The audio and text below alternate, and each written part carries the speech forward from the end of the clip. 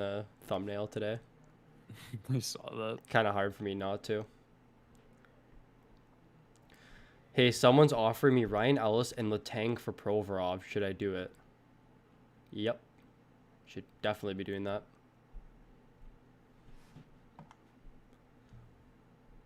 I don't even think Provorov is like a better real life defenseman than he is fantasy defenseman. He doesn't really 100%. do much in fantasy. He's kind of like, he plays like 30 minutes a night and just gets like a shot and an assist. I don't know. Yeah, he's like a Spurgeon. Just, yeah, I don't know.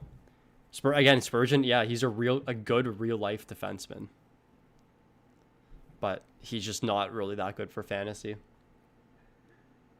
Provorov's gross. Like, if you watch him, he's so good. Yeah. He's so, like, poised. He's on the ice for every hard matchup, too. What's up, Ray? What's going on, man? Hey, William Karlsson for Anthony declared. I'd probably take Karlsson over declared. I'd take Karlsson, too, yeah. But, I mean, declared's pretty good. Matthews for McKinnon. Probably keep Matthews. It's really close. No it's actually really close. But McKinnon's hurt, so we don't know. We have no timetable on when he's coming back. Also Canadian division. What a name, Massimo Greco. Oh. That's a sick name. Kicking and screaming. What's up, boys? Hope everyone had a good weekend and profitable. I was not profitable, but you were. I barely played this weekend, though. I decided I wanted to take a couple days off of everything. Fantasy puck, sport betting. Did I make a bad trade? I got Quinn Hughes and Crosby for Panarin. If it's a points league, it's fine. Traded Turo and Dougie for Malkin. Bad trade. So Turo and Doughty for Malkin. No, that's fine. Eichel for Marner. Probably Eichel for me. Again, we just don't know what's going on with these postponed games. Tough. I'd probably go Marner just again because the Canadian division. Yeah. And Matthews is just on an absolute tear right now.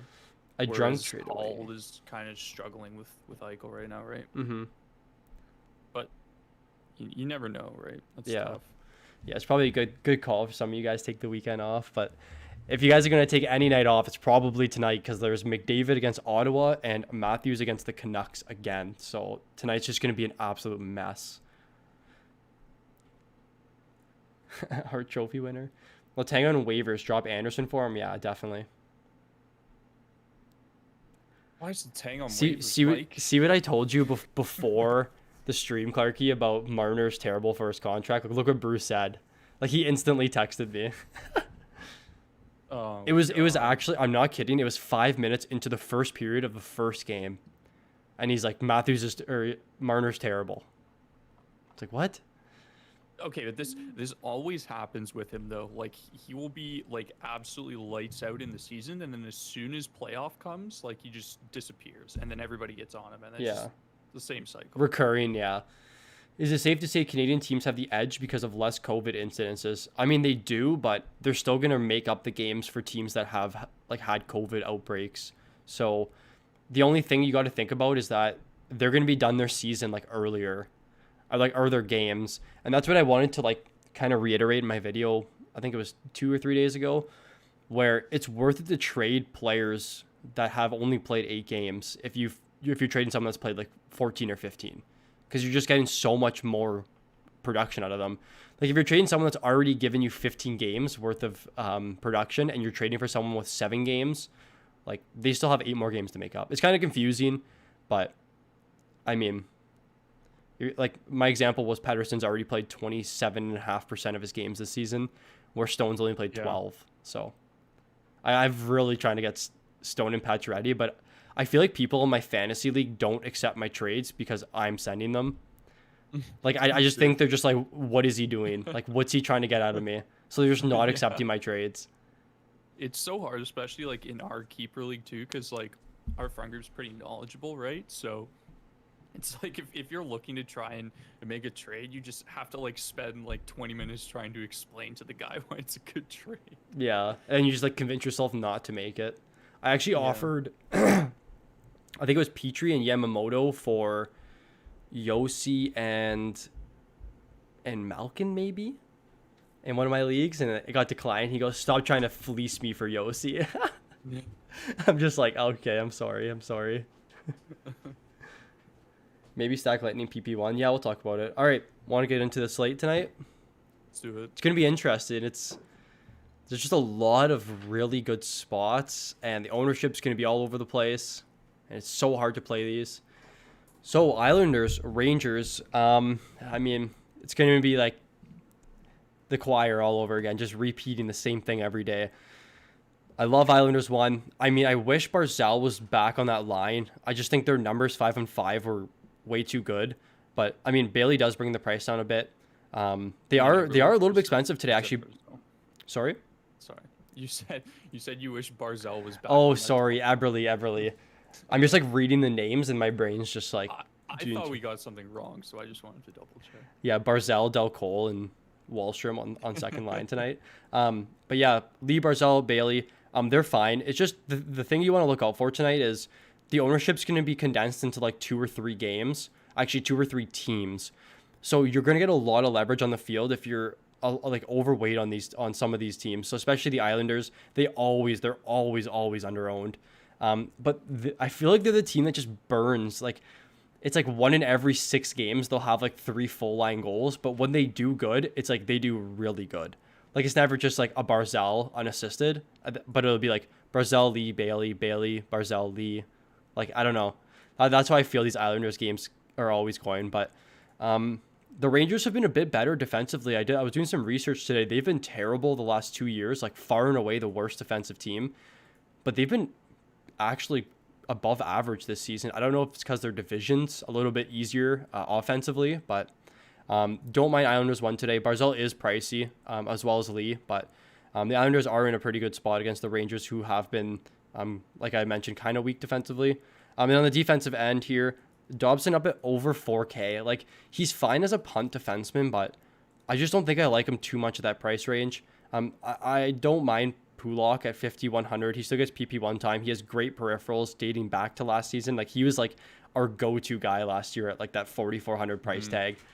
And then I know Varlamov is getting the nod today, so he's going to be one of the premier goalies on the slate tonight, I would say, given the Canadian division matchups. Yeah, so I'm going to, like, Varlamov's a great play, and the Islanders have struggled kind of out of the gate, but I think it's a really good matchup for Varlamov. He's going to see a lot of shots from the Rangers, but these are 2 teams that are just, like, still trying to find their game.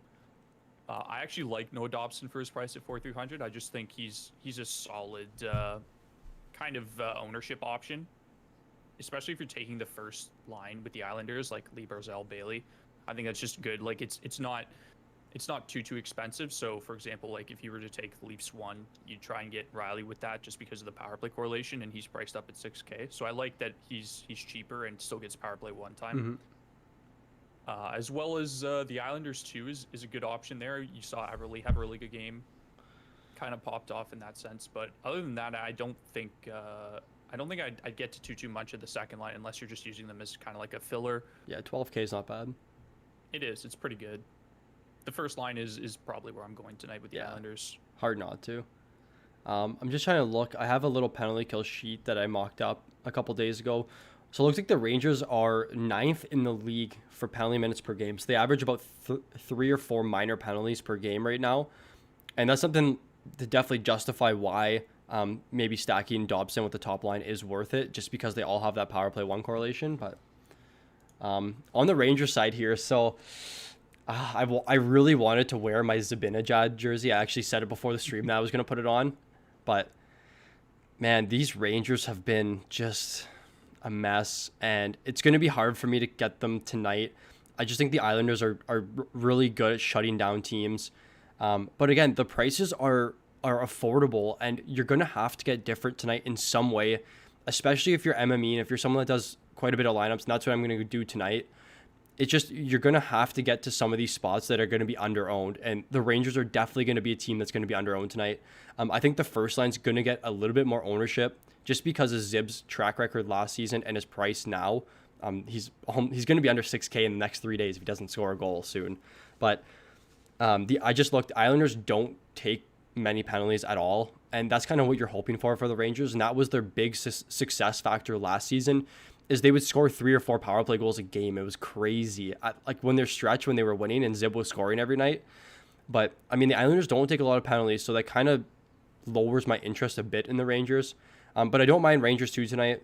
They are really poor defensively. Looks like they do go against the Islanders 2 or 1, and we'll look more into that in a bit. But don't mind Rangers too tonight.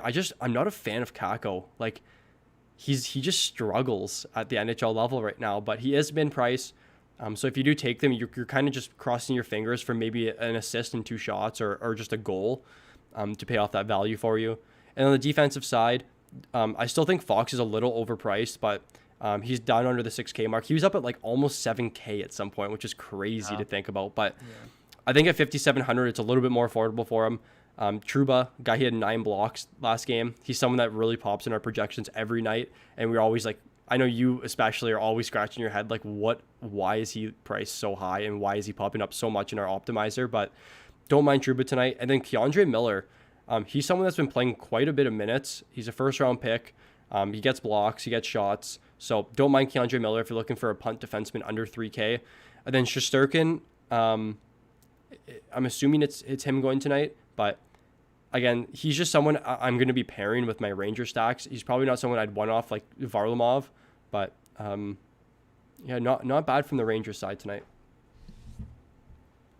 Still not confident in taking a Rangers goalie just yet. I just want to see a little bit more consistency out of the team in terms of like trying to keep the game tight in general. Like a lot of the time, like they're just bad defensively. So I'll probably have a little bit with my Rangers lineups, but other than that, not too much to Shirkin. Just until like they show me that they're back at the level that they were at the end of last season, if they get back to that at all. But I think if I'm going anywhere tonight, it's the second line. I just think they're a little bit more consistent.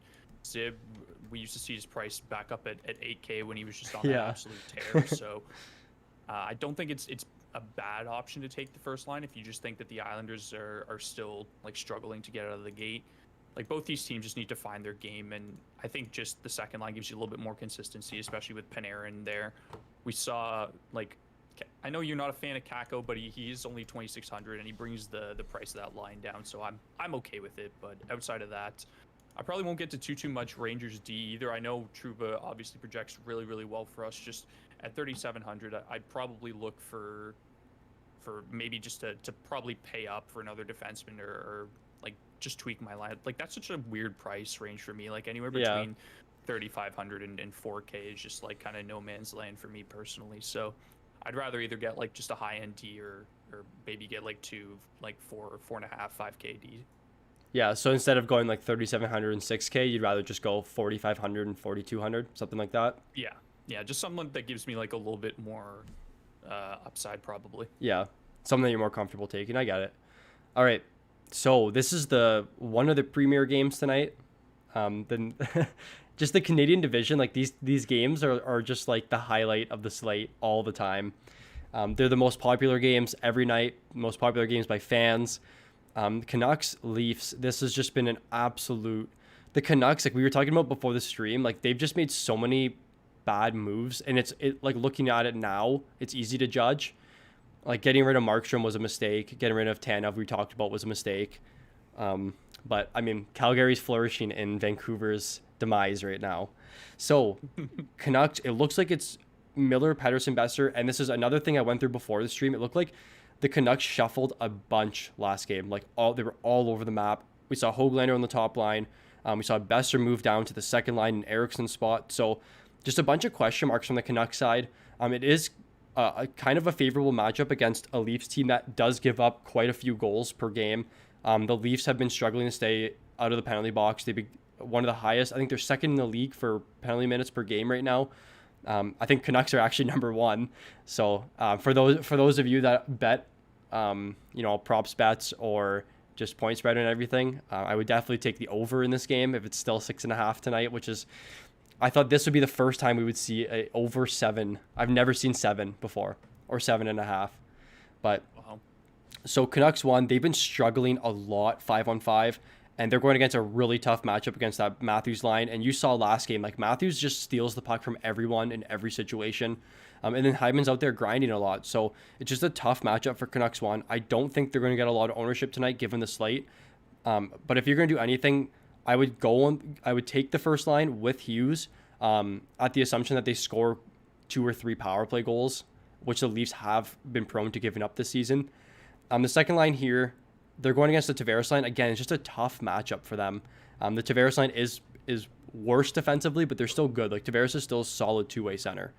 But their price is cheap, so they're a pretty good filler stack, and you're going to need that tonight, especially with some of the more expensive players. And on the defensive side here, Edler's down at 3,600. So he's in no man's land, but he's someone that has really good peripherals dating back to the last 2 years, not even just last year. Like he's been good for the majority of his career with his shot and block production. And then Hughes, I'm just taking Hughes with my power play 1 stacks. He doesn't really do much outside of getting a few assists. And then he does have a tough matchup if the Matthews line is, on the ice. So he's going to be in his zone a lot. And then Braden Holtby, he is 110% the 10-foot pole tonight. He was someone that I was way, way off of this year. Like there was no chance I was taking him. And his recent games have justified that for me. Made me feel a little bit good about my takes. Yeah, it's really easy to point out a team that's struggling and having flaws. Like speaking from experience, being a Leafs fan. So, but if you're the Canucks, like the best news you've heard all day is there's no Jalen Chatfield in the lineup tonight. Oli Uliovi gets his. Doesn't make things any better. Yeah. But I agree. I think if you're gonna go to the Canucks tonight, definitely go with that first line. There's no reason to kind of like get away from them. They have the highest upside. They have power play 1 correlation. They're it's just the matchup, right? Like that's the only thing you're really worried about. And then the second line with Louis Eriksson on that line is just like no thank you. They did it last year too. Yeah, and we were super upset about it. It's like, what is Louis Eriksson doing there? But I get that you got to kind of shake things up, especially especially if you're struggling like super hard out of the gate. But I don't think that's something that's actually going to make a significant impact if you're the Canucks. So yeah, definitely some Canucks one with Quinn Hughes if you're going there at all. It may just like if it's anything like the first 2 games, then you just got to fade this team altogether. I wouldn't touch Braden Holtby with a 50-foot pole. So yeah, so that Horvat, Pearson, Eriksson line dating back to last season was actually better offensively, but way worse defensively than the Pettersson Miller Besser line. But that Pettersson Miller Besser line has been struggling a lot this year, like probably one of the worst defensive lines in hockey. I just want to get some confirmation here on who Matthews is going to be facing up against. So yeah, it's split between everyone. Does it matter? It doesn't matter, no. So I'm going to answer a few questions here before we get into the Leafs game, the Leafs side. Is it safe to say? Oh, sorry, I already read that. Burns in point for Eichel and Werenski. Who wins? Probably Burns in point for me. Not sure what you think. Yeah. What is going on with Boston? They're 8-1-2. I'm not sure if you're saying that like in a bad way, but they're 8-1. So, I mean, no surprise. They're Boston. They have the best first line in hockey. They have tons of depth. Yeah. Really good goaltending. Maybe stack Lightning PP. Yeah, and we'll get to that about the Lightning power play, and their ownership tonight. And Bjorkstrand for Gensel. And am I giving up too much? I like that trade actually. Yeah, for Gensel. Yeah. Yeah. You're fine to take that. I keep rostering Pesci for Carolina as a one-off defenseman. He keeps coming through, and they don't raise his price. Yeah, and again, we'll get into Pesci too. Like, he's my boy. I love Pesci. McDavid and Hughes for Draisaitl and Makar. Wow. Draisaitl and Makar for me, just because Hughes has been they've been struggling, that team. Like, and the Canucks are already done 15 games, and I think Avalanche are at 10 or 9. So. Yeah. I think you're just getting more play time out of Makar. Yeah, for sure. Someone offered me Barkov for Leonard and Brosser. I'm assuming that's Besser. Should I accept? Well, it depends on your goalie situation. It's so hard to to judge a trade not knowing your goaltenders. Like if you already have two solid goaltenders and you're able to give away Leonard, it's fine. But I think Leonard's probably one of the best goalies for the rest of the year. Yeah. Even though he's been bad, I still think he's the best goalie, one of the best goalies. Is Boston out for the week? I don't know. I haven't heard anything. I haven't heard anything about that either. Give them a thumbs up. Yeah, I appreciate that, Mitch. Yeah, if you guys are liking the stream so far, feel free to give us a like. We have 48 of you guys in here, what I'm seeing. I can't see the likes from my OBS screen. We have 8 right now. Let's go, boys. Let's get a couple likes in here. Hosang. Is it okay to stream Curtis McElhinney for the Lightning game? Yep, you're absolutely good to take that. They're still big favorites tonight. Is Fox leading the league in ATOI? That's in save minutes. No, I think Doughty's number 1 at like 27 minutes. What did we have Fox listed as, though? Those are like his, like, we're pulling those. 24-29? Yeah, like we're pulling those stats from Natural Stat Trick. So it's like fully updated. Wow. Yeah. Should I trade McKinnon? Nope. No. Trading, sorry, there's a lot. Thanks, Dovidas. If Zib doesn't score tonight, I might drop him. I'm really impatient this fantasy. I would never drop Zib. You took him in the second round for a reason, so. Don't ever drop him. Yeah. If anything, trade him if you're just that off of him. Trouba playing second goalie. Oh, because he just eats shots. Do you like Devin Tays or Rasmus Anderson in a points league? Tays is out for the season, I thought. He's out for the season? I thought he was out long term, like a couple months. He's out long term. I don't know if he's out. But, like I mean, probably Anderson, assuming that Tays is out for a couple months. If Tays was still healthy, I'd still take Anderson, probably. Picking up Tays for Sergachev. Colorado Tays. Please type the answer. My speaker isn't working. I mean, I'm not. If you want to type, Clark, yeah, I have to sign in on OBS to type here. All right, so Leafs side. So, we had a couple laughs before the stream because it looks like Daily Faceoff has Rasmus Sandin on the second line tonight. I think that's just a mistake because they're going with 7D. But, I mean, I would love to see Sandin up there. He's a sick offensive defenseman. But Hyman, Matthews, Marner, they are the number 1 expected goals line in the league. Matthews has been an absolute freak this year. He's scoring every single night, and he's shooting 5 or 6 shots a night. I think this is far and away the best play tonight. I think it's better to go with Leafs 1 than going anywhere on the Oilers. I just think so. The Canucks are the number 1 worst team in hockey defensively in every single category.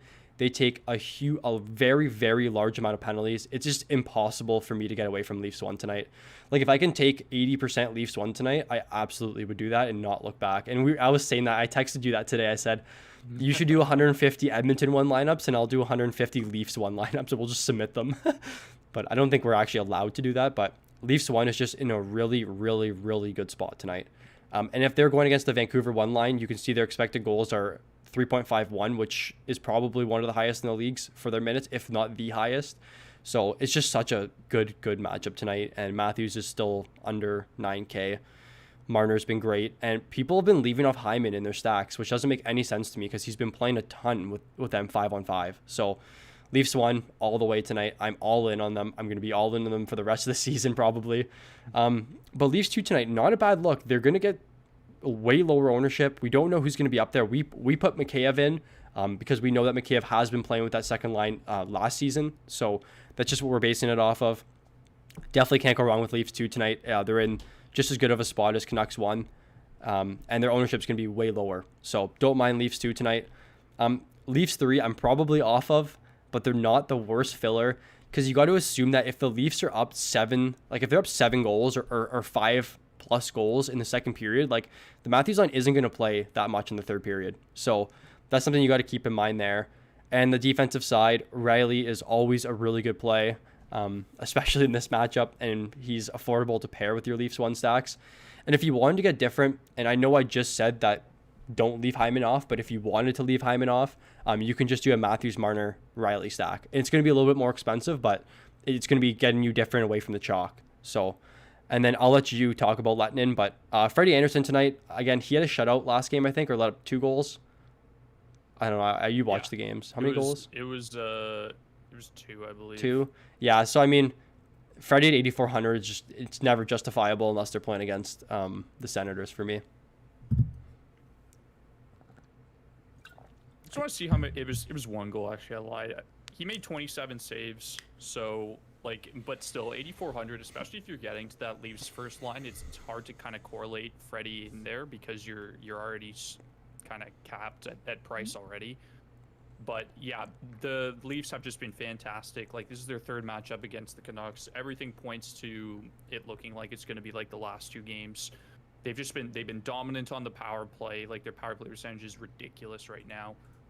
The only kind of thing that is in question is who's playing on that second line, right? Like Mike and I have Mikheyev there just because, like he said, we've seen him on that second line already, and it just makes the most sense. Spezza will probably move up to the third line there for sure. They might actually go with 7D. We daily faceoff has Rasmus Sandin playing second line actually right now.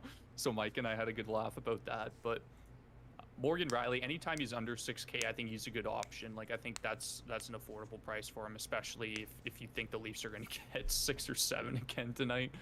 He'll definitely be in on that, especially on the power play. And speaking of power play, Mikko Lehtinen, min price 2,500, power play 2. He's now playing like a consistent top 6 role due to the Dermott injury, so his time on ice is still going to be down. Like he probably won't play a lot just because he's on that third pairing, but he does give you that power play upside. And just because their power play is just lights out, I think that's a good punt option for you guys as well. He'll probably see a lot more ownership tonight as well, just because he had 2 assists last game. So Yeah, definitely. just be wary of that. But I think that's a good punt price for him.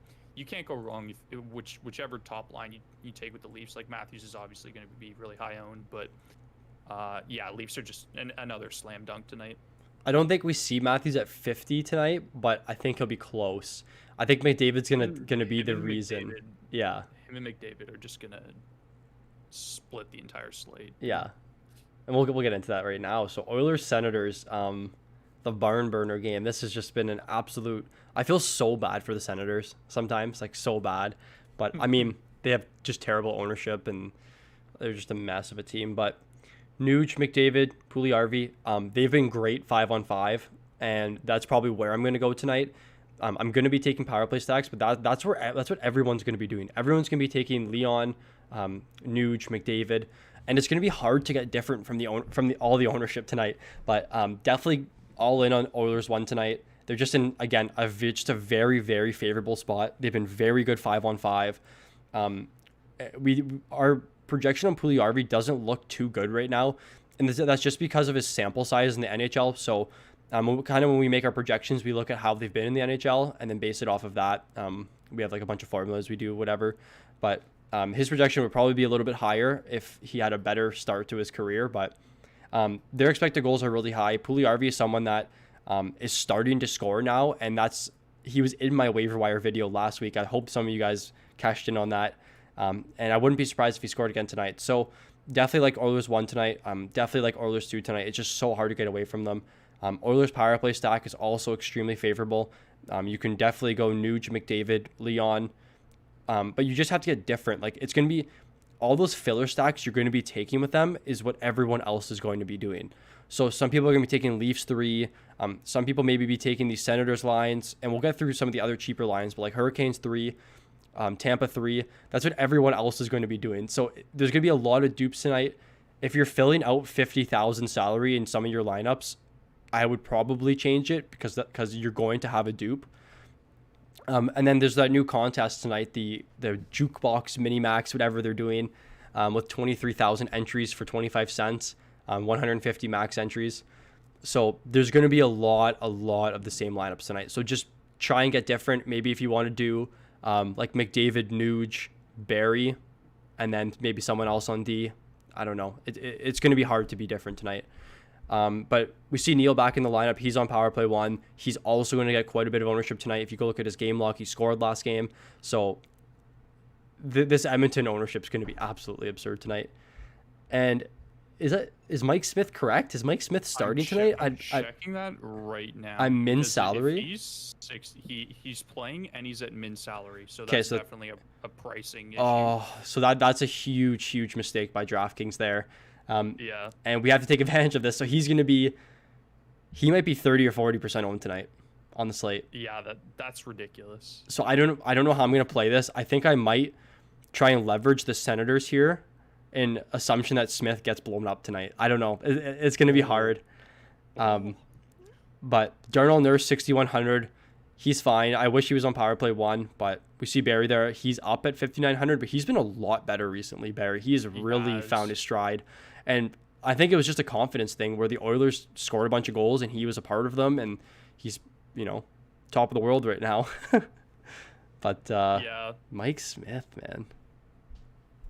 What a mess. Yeah, just 8 points in his last 5 games for Barry. So he's definitely found something. Even his volume's up. Like, he's had 17 shots in his last 4 games as well. So looks very, very good tonight. Even for 5,900, but that's a huge pricing mistake for DraftKings there. As if the ownership problem wasn't a thing already, Mike Smith just adds to that equation. But I think it's hard to get away from the Oilers, right? Like, it's the same thing with the Leafs. Like, it's just such a good matchup. Everything points to an absolute blowout here for Edmonton. And Mike had a really good point, especially for you new DraftKings players. Like, don't be afraid to leave some salary on the table. A lot of the times, like, people will just, like, see a player that fits them perfectly to 50K salary, and they're just like, yeah, okay, this is a good lineup. But, like, oftentimes that's not always even the best player to take at that price range, right?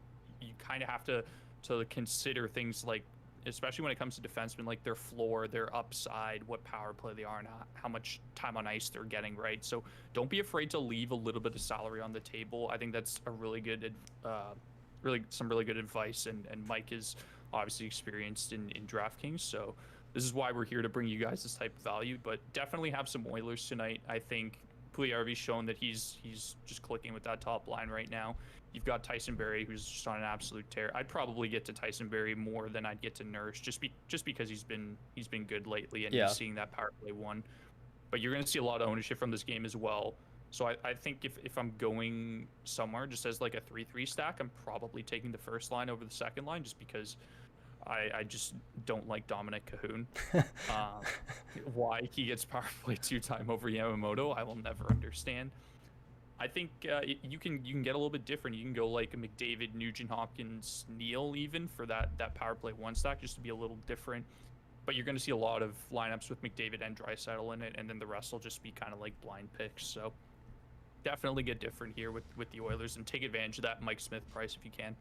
Yeah, that's crazy.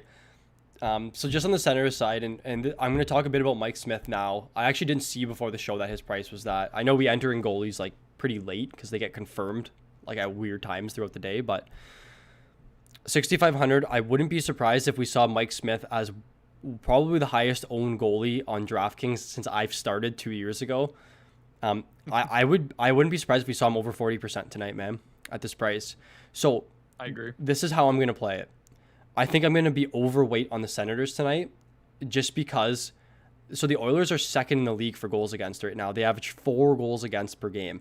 And I'm not saying the Senators are this huge offensive juggernaut, but we saw that 8-5 game for the Senators. I think it was still Koskinen in net, or was it Stuart Skinner? But they've had a really, really tough time keeping the puck out of the net.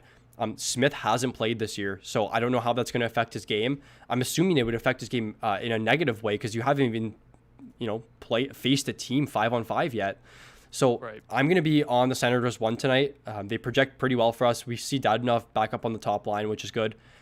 Brady and Dadonov both have power play 1 correlation. I think so. Norris is off the first power play and they move Stützle up. Is that what I'm seeing here? But I think so.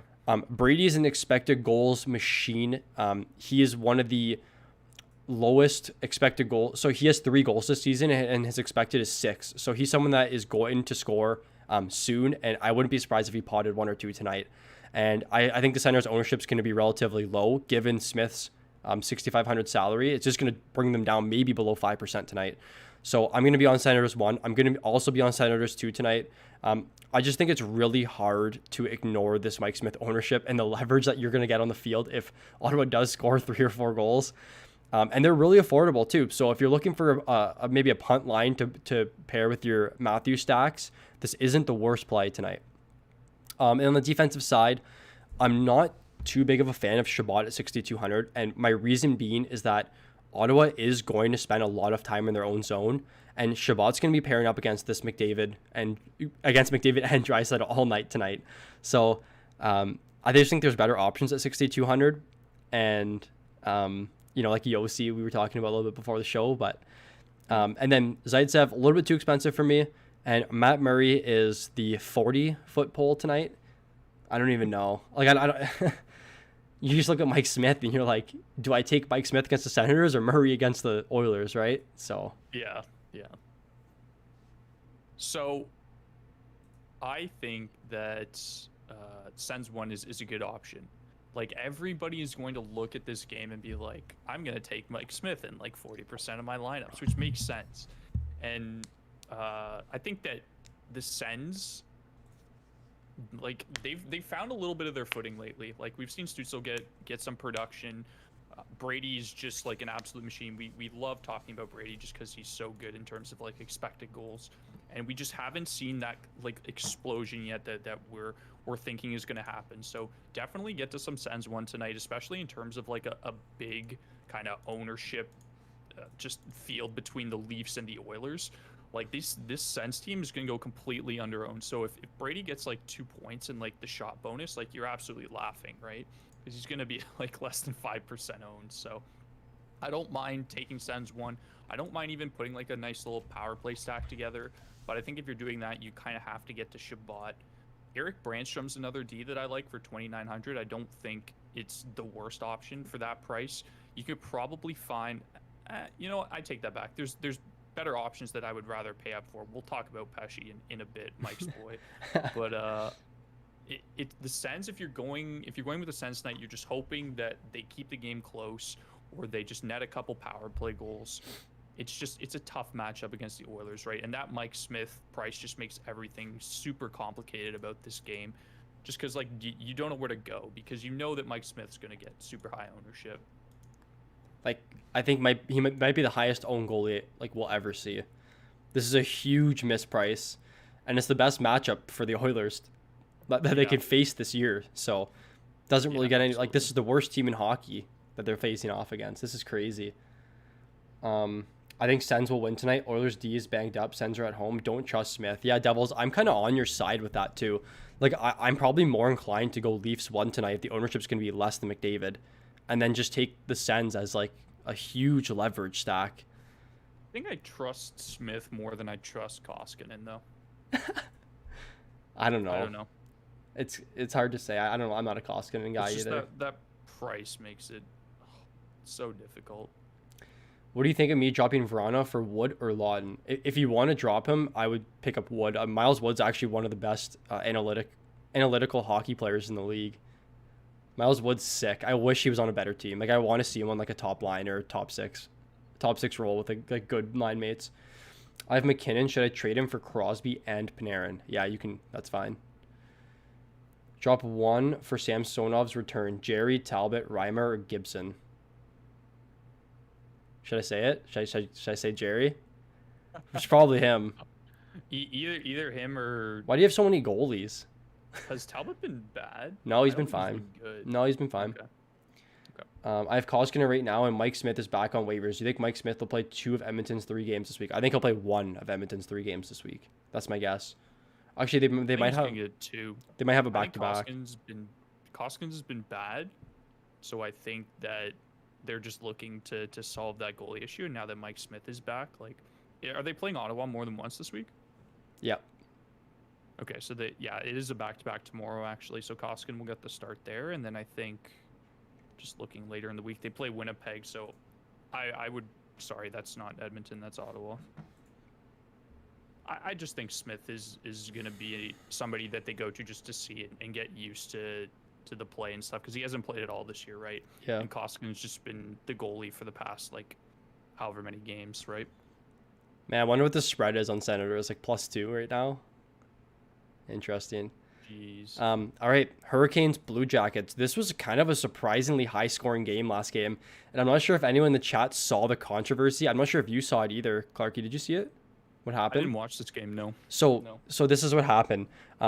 Carolina scored an offside goal, and Torts challenged it, and they called it a goal, but it was clearly offside. So if there's a wrong challenge, you get a penalty, right? So Mhm. they didn't give them the penalty because they were wrong. So instead of taking the goal away, they didn't give them a penalty, but they counted the goal, even though it was a clear What? offside and it was reviewed and it was an offside. But Yep. then they didn't give them the penalty for being wrong, even though they said it was wrong. Yes. So What is going on? yeah, and like yeah, it was a 6-4 game I think with an empty net goal, so it would have been tie game. Wow. Kind of crazy. But anyways, Hurricanes Blue Jackets. So I love that McDavid and Matthews are on the slate tonight because this Hurricanes one line has been phenomenal 5-on-5, like unreal. So they have one of the highest expected goals, but their minutes are lower than Matthews. I'm assuming the Hurricanes expected goals are going to go down a little bit here, but they've been great 5-on-5. They're priced really well at under 16K tonight, and they're going against sort of a favorable matchup against the Blue Jackets. From what I looked at before the stream, it looked like the Hurricanes worked them 5-on-5. They've just been struggling to stay out of the penalty box this year, and that's where the Blue Jackets took advantage. So don't mind Hurricanes 1 at all tonight. Hurricanes 2, I really like. Same thing as the Hurricanes 1. They've been really good 5-on-5. 2 power play, 1 correlations. Trocheck's been shooting a bunch more this year, so he's always a good look. And it seems like these 3-3 stacks are going super under owned. Like it's always like Aho 20, Svech 20, and McGinn 5. So I know that's something you've been kind of giving me shit about. Where I'm like, no, I'll take McGinn off of it. Then McGinn scores last game, but third line here as well is probably Tampa 3's on the slate tonight, so they're also the best third line. But Hurricanes 3 are a great third line, and they play a lot of minutes. So you can't go wrong here taking Hurricanes 3, and you're probably going to have to take a third line if you want to fit them in with the Toronto 1 or Edmonton 1. So don't mind them at all. And on the defensive side, Slavin's still super underpriced. He was up at like 4,800 for almost the whole season last year. He's just kind of getting his footing in. He had great peripherals last season, like 150 shots and 120 blocks. So I'm definitely going to be taking some Slavin tonight. I'm definitely going to be taking some Pesce tonight. Pesce's a guy that's been playing a bunch of minutes 5-on-5. He plays on the penalty kill. He blocks, he shoots, he just does everything. And at that price range, it's so hard for me to get away from him. And Dougie Hamilton here at 6,500, I'm fine with that. And you were looking into him a bit before the stream because you said that just watching the game, he's been weak. Like he just doesn't look good. And that's fair. But he's a really high shot volume guy. I think he's 5th in the league for attempted shots this season. So hard for me to get away from Dougie tonight. And then Alex Nedeljkovic getting the start tonight. I think he was Team USA's World Junior goalie in like 2016. And he was a pretty highly touted prospect. Like I remember in NHL GM mode, he would always be like a medium elite goaltender, like one of the goalies I would try and target. That's true. Yeah. And this is his 7th NHL start. So I don't know what to expect tonight. I kind of was making fun of Scott Wedgwood in his 26th start, and he had like a 32 save shutout against the Islanders. So probably going to eat my words tonight, but don't mind Nedeljkovic. I feel like he's not going to get any ownership because no one knows who he is. Yeah, that's a good point. And Carolina looks great tonight. I think that you can't go wrong with either 3 of their top 3 lines. I love the second line personally. Like that's just the Trocheck, Niederreiter, Teravainen line has just been lights out for the Canes. But they have busted the odd game and when I've taken them. So it's kind of like it's like the Islanders for me. It's like I take them, they either go off or they bust. But Canes 1 is great as well. Like under 16K, kind of similar to the second line price as well. You get Svech and Aho, which are obviously 2 elite players, and then Brock McGinn brings that price down.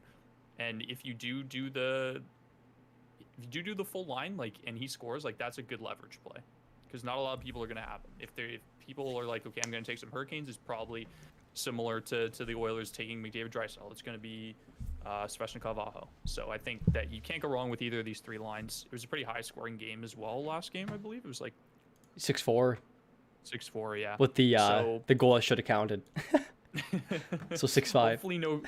Hopefully no major controversy tonight, or Torts is gonna absolutely lose his mind. Yeah. But I like any of their D options outside of Gardner. I think Hamilton's fine at that price for 6,500. He did look just a little like shaky defensively from when I was watching the game.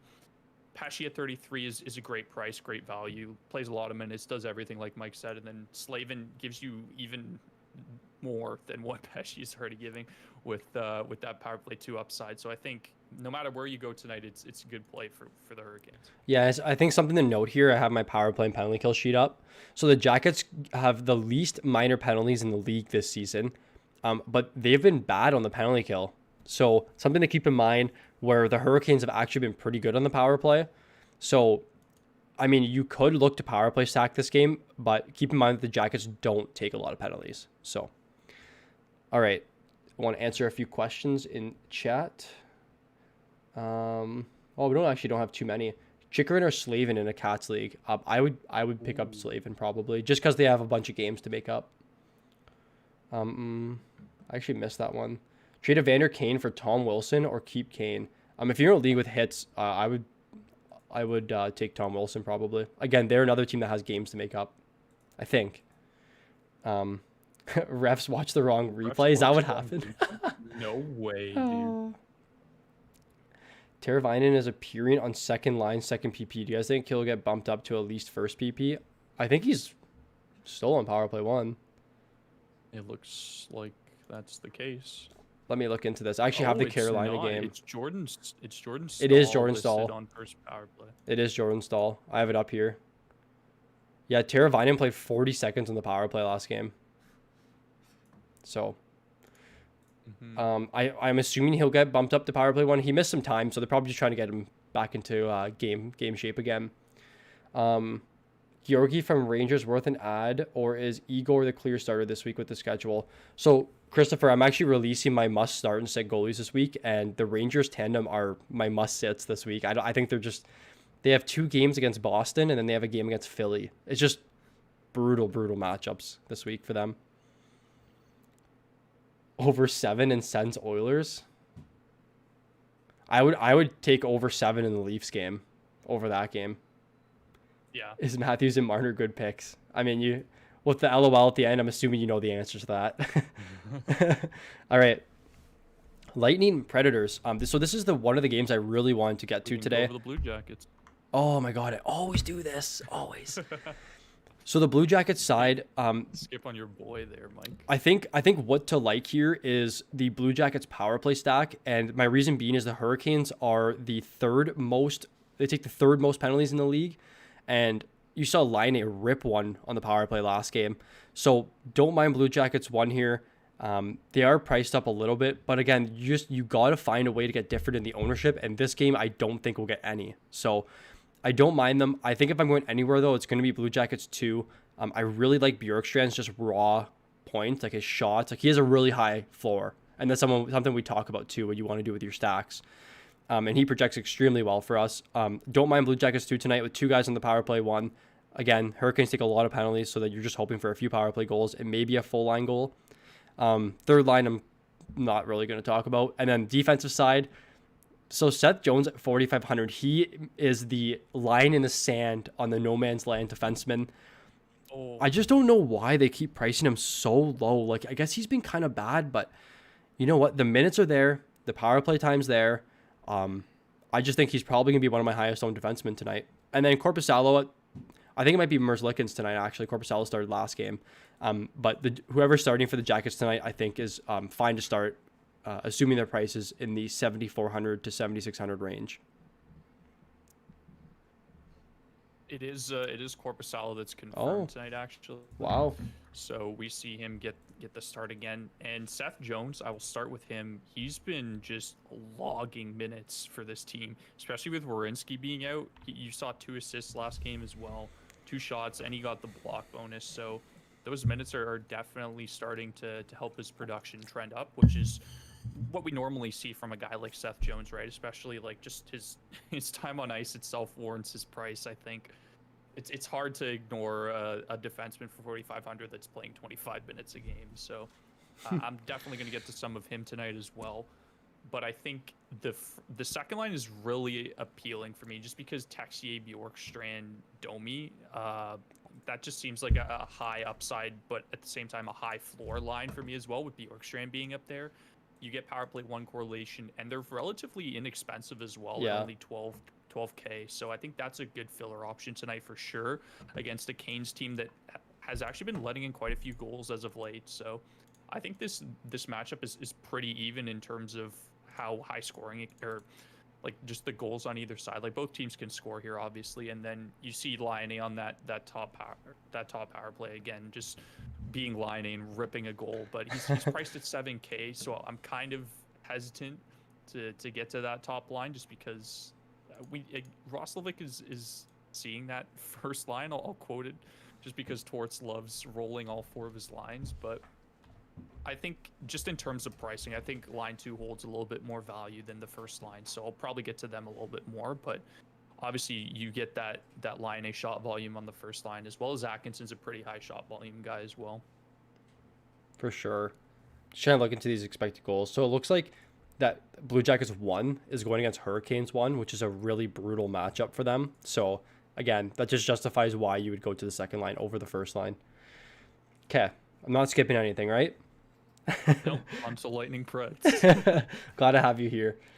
All right, Lightning Preds. So yeah, I'm gonna go back to what I queued up last time. This is a game I really wanted to talk about. So I think the biggest takeaway here, and someone mentioned this in chat, I think it was Matt, about how take the Lightning power play going against the Chalk, right? So the Chalk's going to be in the Edmonton-Toronto game. I feel like the Lightning are going to go super under-owned tonight in a really, really favorable matchup against the Predators. So the Predators are the worst defensive team on the penalty kill, and the Lightning is top 5 for power play production. And again, if you go back to last season and 2 seasons ago, they're top 3. But now the Leafs are scoring like every single game on the power play because Matthews is just crazy. But I really, really like Lightning 1 tonight. I think they're going to be potentially under 10% as a full line stack, which is something you really want to look out for. They're all correlated in the first power play. You can definitely sub out Palat and put in Killorn if you need to, or just go a full 5-man with Palat, Point, Stamkos, Killorn, and Hedman. So I really like Lightning 1 tonight. I'm not a fan of the second line, and I've been talking about that in every stream. It's like I'm repeating myself, but the second line just doesn't do it for me 5-on-5. They're just not good 5-on-5, and the only piece I like there is Killorn. And the reason being, like, they're a good line in real life because they're a shutdown line, especially with Cirelli as one of the best shutdown centers in the league, but just not too excited about Lightning 2 tonight. And then Lightning 3, the best third line in hockey. They're absolutely insane 5-on-5. They were absolutely insane 5-on-5 last year. They have Coleman, who is a very high floor player that loves to shoot the puck and has great expected goals. They're going against Nashville 1, who struggled defensively so far, and they're only 36 minutes played, but definitely like the Lightning 1 and 3 here a lot. And Hedman at 7,300, so he's expensive. But again, if you're taking the first power play, like his price is just going to drop his ownership lower and lower because no one's going to be able to put him in with their Edmonton stacks. So you can definitely go Lightning 1 with Hedman tonight as kind of a contrarian play. And we're not going to be saying that too often with the Lightning here. And my boy McDonough, he is in no man's land, but I actually like McDonough tonight. I just think that he's a really good 5-on-5 player. He plays a bunch of minutes and he shoots and blocks. So don't mind him tonight. And then Curtis McElhinney at 8,300.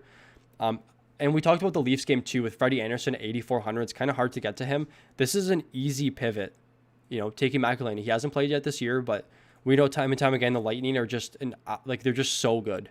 And McElhinney is in line for the win tonight. They're pretty big favorites in this game, so love the Lightning side tonight.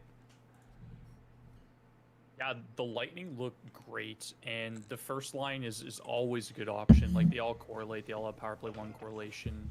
They're great 5-on-5 as well as the third line. It's just, like you said, it's one of the better third lines in hockey, and they're pretty cheap at just 10K there, so it's good to fit with like an expensive line for sure.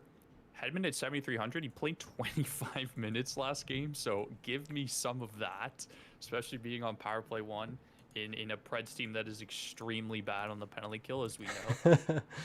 And then I like McElhinney's price for 8,300. Like, out of all the backups in the NHL, he's probably up there in terms of like most consistent.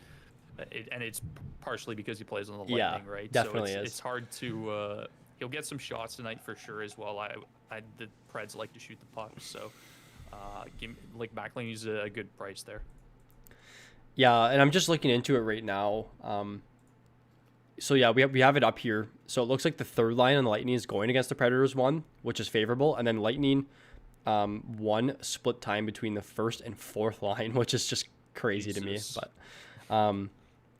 so over on the Predators side, the Predators 1 had a bunch of ownership last game. I think they were against Florida, and they were good for like the first 2 games, but it looks like they've come back down to life a little bit here. 2.7 goals, expected goals for. It's not bad. Again, it's just a really tough matchup going against this third line who doesn't give up any chances at all. Like, it's just crazy. So can't see myself getting to too much Predators 1, but they are going to be a contrarian play that you're going to need to take with some of the higher ownership players. So don't mind Predators 1. Not excited at all about Predators 2, and I know they're going to score tonight because I'm saying that, but I just think if you're going to a line at that price tag, you're probably better off just taking Lightning 3. I'm going to skip over the third line. And then on the defensive side here, Ryan Ellis at 4,900. Like, I get it's a bad matchup, but when you're taking Ellis, you're not hoping for a goal and like 3 shots. You're hoping for like 5 blocks and 2 shots. So at 4,900, I think he's a really good price there. He is power play 1. The Predators are projected to score at least 2 goals tonight. So I don't mind Ellis at all. Yossi at 6K is always a good play. We love Yossi all the time. I've had way too many questions about whether you should trade Yossi or drop Yossi, which is, it's crazy to me that people are even considering that, given he was a Norris defenseman last season. But always staying true to Norris. And then Matthias Ekholm, man, he's a high volume shooter. He likes to block. He plays a bunch of minutes. Power play 2. Can't go wrong with Ekholm ever at 3,400. And then Rene at 7K. No, thank you. No, thank you. Yeah. So Yossi, I just want to touch on him real quick. He's been over 25 minutes in 5 of his last 6 games, which is absurd. Like, he's seen his last game he played 27 minutes, which is ridiculous. He's had points in his last 4 games. Guys, like, this is an elite defenseman. Just hold on to him, please. Yeah. But Ryan Ellis at 4,900, great price for him. We usually see him up around like 55, even closer to the 6K mark sometimes. But him and Yossi are kind of coming down in price, which I love, just because I can get to more of them. Pekka Rinne, I would probably stay off of him tonight. And again, if you're going anywhere, like Mike said, it's probably the first line, just as an ownership play. I think the second line looks like it's just in a blender.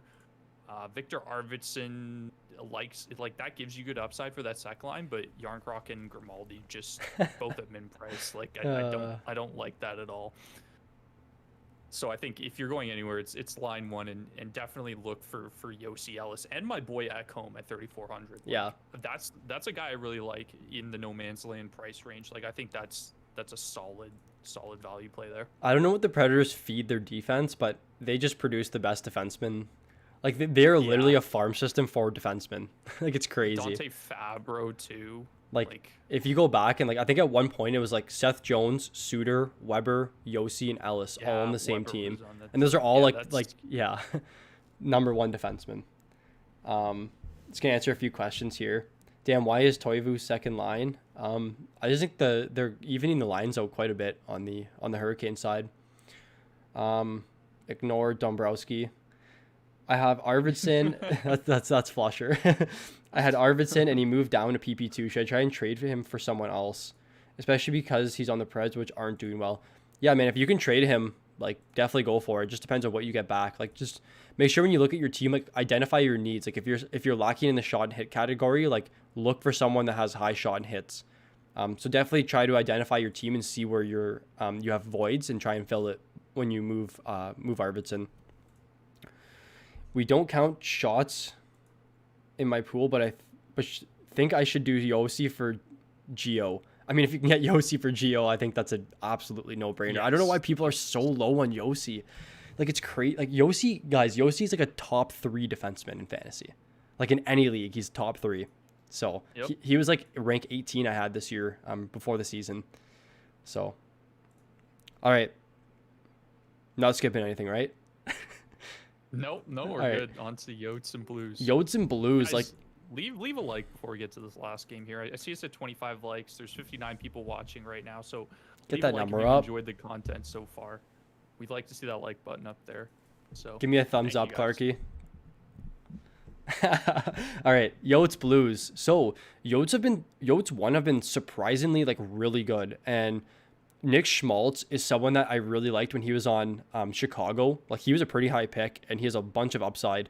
Honestly, all three of these players are kind of upside players, like young studs. But man, Garland over 6K is so hard to justify in this really tough matchup against the O'Reilly line.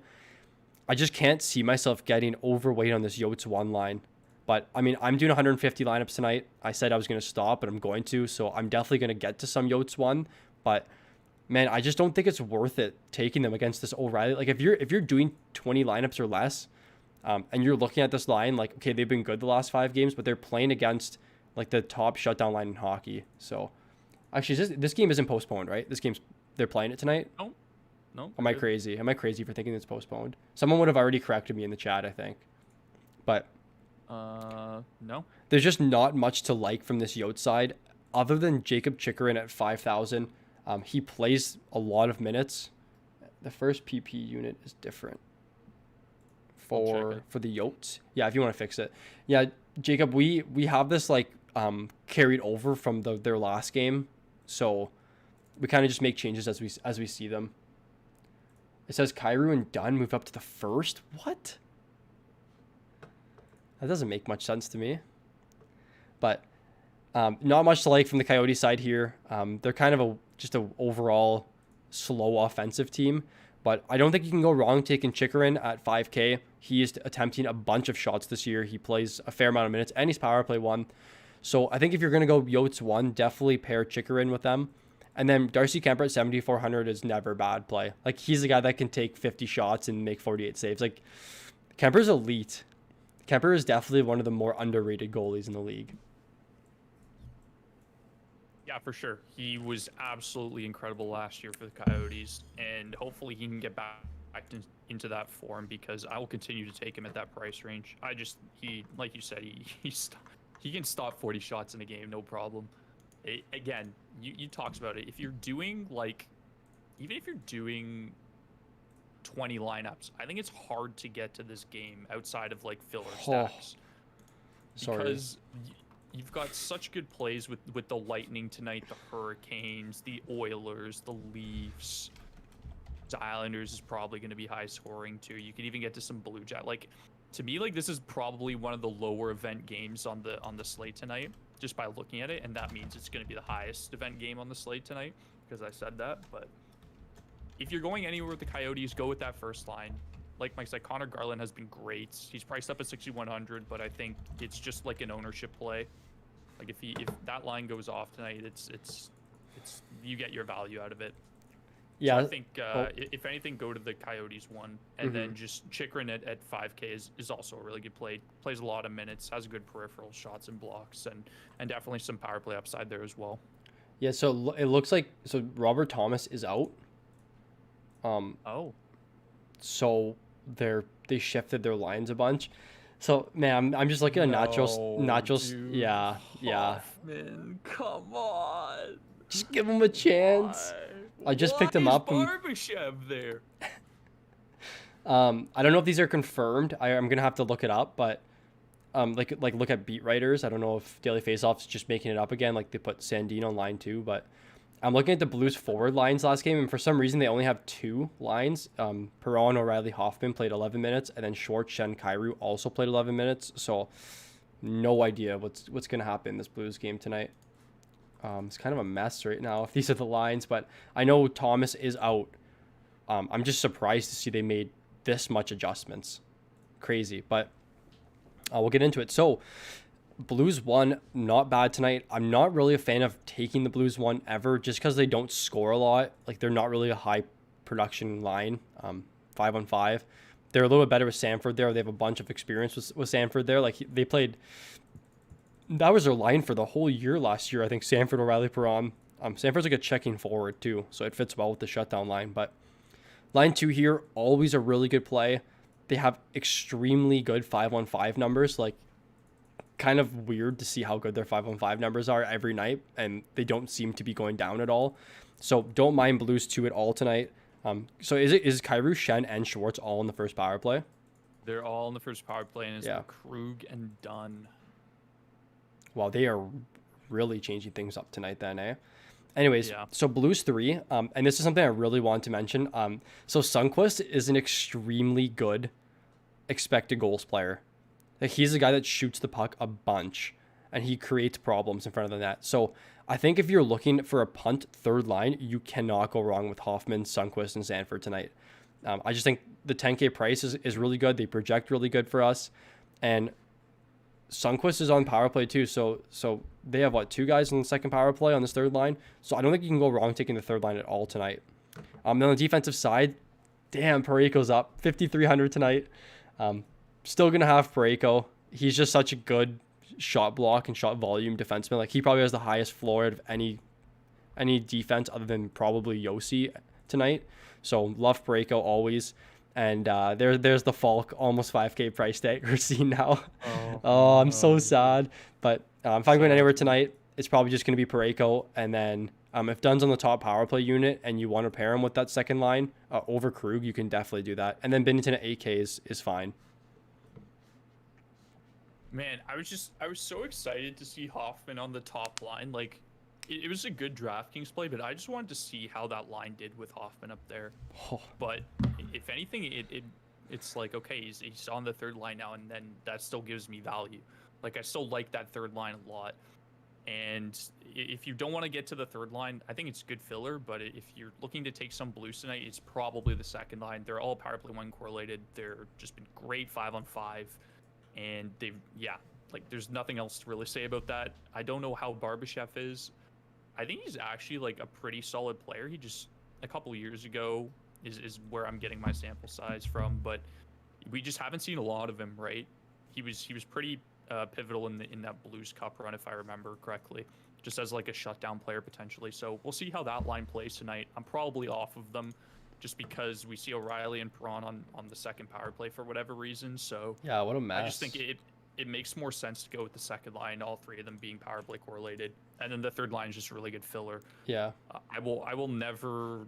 Same thing with Yossi. Like, I probably won't ever stop taking Parayko just because, like you said, his floor is really high, and he's just so consistent for me, right? Like, that's why I like him so much. Just always gets shots, always gets blocks, always holds his value. So it's tough not seeing him on a power play line now, though.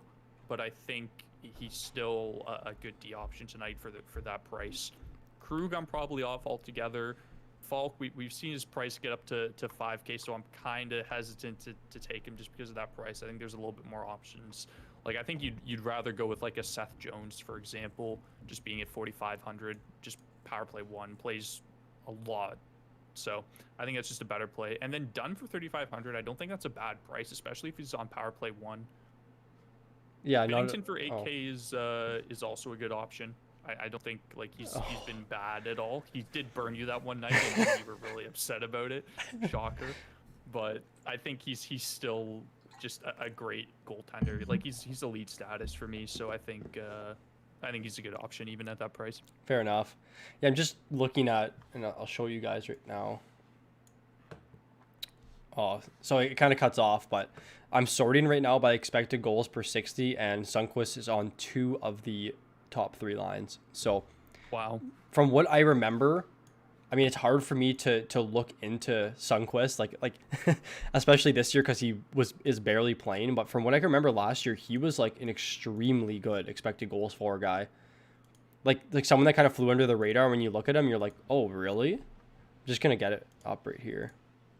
Maybe I'm wrong, but yeah, Sundqvist and Barbashev, both of them are. So it's Schwartz, Sanford, O'Reilly, 1, 2, 3, and then Sundqvist, Barbashev, 4, 5 for expected goals. So it's good to know. All right, so favorite defenseman tonight, expensive, and favorite defenseman that is in no man's land. Man, my favorite D tonight, there's a lot. There's actually quite a few good options. I'm going to go Morgan Riley. I just think that the Leafs are in such a good spot. He gets that power play one time. He's been dynamic, jumping up in the play, shooting a bunch. So I think I like Morgan Riley just for his price as well. Yep. My favorite value D. Kind of easy to say. I can't get away from Ekholm, dude. 3,400. Yeah. Even Pesci as well. And that's mine. Even Slavin too. Like, I think that's really good value for him as well. Yeah, it's crazy. I think my favorite pay up D tonight is, I mean, I want to say Seth Jones, but I mean, he's not pay up, but that's, yeah. I think my favorite pay up D tonight is Dougie. I just like the shot volume. And then Seth Jones is my no man's land D. But if I'm going really cheap, it's Pesci. It's too hard to get away from Pesci. He's playing him so many minutes and he's so cheap, and they're not fixing his price. And then favorite line tonight. We'll just go with one. But I think we're both on the same line. Yeah, it's so hard to get away from It Toronto is. 1. It's impossible. I think we're both settle on Toronto 1. It's just so hard to get away from them. Yeah, I like that. All right, guys. So, you know how this stream is going to conclude. We're going to have our hat trick predictions for tonight. So I don't think anyone's hit yet. You were close though. You had Matthews, and then he had like a couple posts. But these are the picks for 3 days ago, actually. So no one hit, and we'll get it started for today. So guys. Wow. Flood me with your hat trick picks today. Tavares, okay.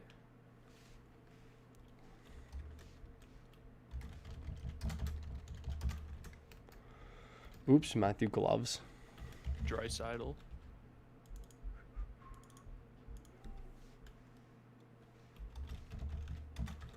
Hoffman. Ooh, kind of off the board. I like that though, Brendan. Eli Tolvanen, Dawn. Dude, he's sneaky good. I'd like him so much if he was in the top 6. Two Lyonnais back to back. Brady Tkachuk. Devils always going off the board. Devils knows his stuff. So did all you guys, don't worry. Kyle's in here with Shen. Okay. Back-to-back Lyonnais, eh? Mm-hmm.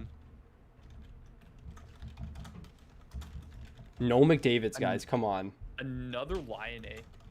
Bailey, New York Islanders. Ray coming in hot with that one. A channel is on the Zib train, Mike. Taking my pick from me. Stamkos. I don't. Third Lyonnais tonight. Dude.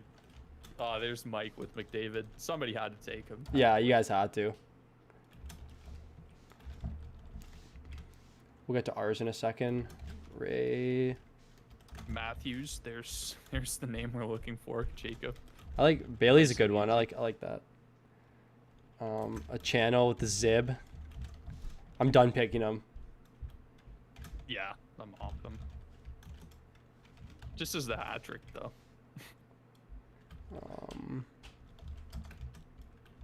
Aho. James coming in with Aho. That's a good one. Close to my pick. That's a hard last name, Jacob. Josh Ho Sang. Don't listen to him. Christmas Fireplace Official. Greg coming in with Killorn. I like that. All right, you got yours? Zach Hyman. Ooh, that's a good one. Yeah, that is. Oh, another Laine. If you guys all hit Laine tonight, it'd be so funny. All right, do you know yours? You can go. All right, I'm gonna say Svechnikov. Ooh, that's a good one. I think I know yours, but we'll go. Man, he's just. Are you? Not an absolute no one's taking him. I'm going with Matthews. He's again just too hard to ignore. Yeah, absolutely. So no one went Stamkos tonight, which I thought was going to be a very, very favorable pick. But I'm conflicted. I have Panarin, Buch, Fox, and Varlamov. What's the conflict? Like just too many players on the same team? Anyways, we're going to wrap the stream up. We've been streaming for over an hour on a 6-game slate. So we talked a little bit too much today, maybe. But Scott with the last. Yeah, if you guys have missed, I'll make sure to fill it out for everybody. But appreciate everyone that tuned in again today. These streams have been awesome. Appreciate all your support, guys. If you're not following us on our Twitter already, head over there at @fantasy_puck. If you haven't liked the stream so far, you haven't subscribed, feel free to do so. We're going to be doing this every day. The likes just help us with the algorithm, get more people in there, share the knowledge with more people. Actually, it's not really that good of a thing if you guys are playing DraftKings, but it helps us out as content creators. If you're not in the Discord yet, click the link tree in the description. It'll show you how to get into our Discord. The Fantasy Puck community is growing fast, guys, and we definitely want all of you to be a part of it. And then if you guys want access to our spreadsheets, our projections, our awesome trade analyzer that'll help you decide which player you want to trade for, that's all available over on our Patreon. We also just released our second podcast on there for Patreon exclusive members. So if you guys want to support us as content creators, definitely do so. Any final words, Mr. Chris Charlton? Well, I'll thank Mike to start just for having me on. It's always a great time. Always fun interacting with you guys and talking hockey. Outside of that, let's make sure that we get into the Discord, guys. If you aren't already, we have a lot of good discussion there. Mike and I like to chime in and help you guys with trades and stuff. If you have any questions, season long, DFS, and anything at all, just pop into the Discord at one of myself or Mike or any of the FP crew, and we're more than happy to help you guys just in one of the channels there. And then outside of that, if you guys are enjoying the content, just leave a like on the video. It helps us tremendously, as well as subscribing, obviously. But if you want to support us even further, definitely look at our Patreon. We make sure that we hold a lot of and provide you guys with a lot of value, especially with anything daily fantasy hockey related or just season long in general. So we make sure that you guys get what you're paying for, obviously. So if you want to support us, that would be the best way. And thank you guys. Let's make some money tonight. I'm excited. I need this money.